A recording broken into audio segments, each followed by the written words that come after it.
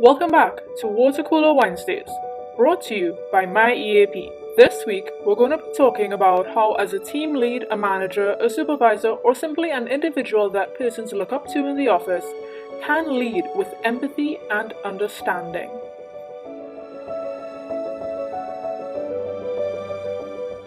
We spend roughly 7 to 8 hours with our coworkers, if not in the office, via mediums such as email and WhatsApp. When spending that much time together with persons, we tend to bond over mutual stresses, projects, and shared interests. Because of this, our colleagues can, in some instances, be more empathetic to our stresses due to them having a greater understanding of our feelings and our situation. Remember, empathy and sympathy are not the same. Rather, empathy is being able to have an understanding of another person's feelings, being able to put yourself in their shoes and understand their perspective.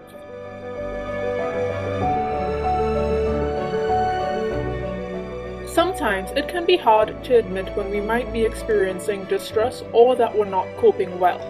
Those around us may notice signs such as a decrease in our performance or us withdrawing when they know that we're really social persons. Sometimes asking, "Is everything okay?" simply a way of checking in and making sure that we're alright. And while we can provide a listening ear, for more serious matters, we can refer or suggest the use of the EAP service to our peer, emphasizing benefits such as it's of no cost, it's confidential, and comprised of trained individuals helps build a confidence in the use of service. We all cope with things differently. For persons with the added responsibility of caring for family members, or even if they're living alone, checking in to see how they're managing the work-life balance can be a form of social and emotional support. We may have to reinforce the saying, "If you need me, I'm here." That is, some persons may need to hear it a few times to develop that trust and confidence that they can let their guard down and open up in a safe space. It can be tough for our team if we encourage them to take care of their mental health, having a healthy work-life balance, but we don't demonstrate these behaviors ourselves.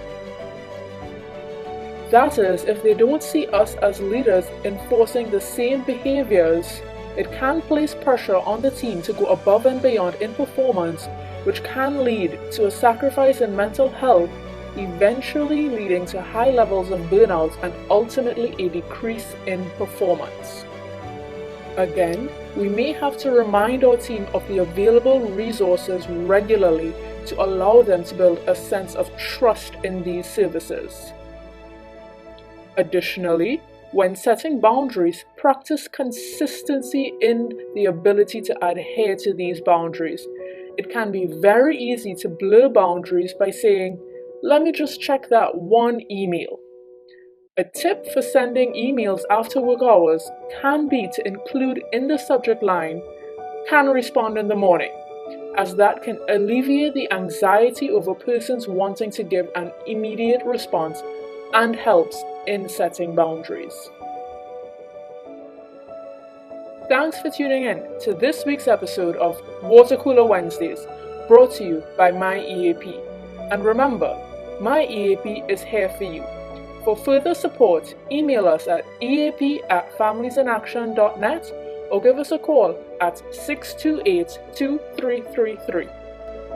We look forward to seeing you next week with a brand new episode of Water Cooler Wednesdays.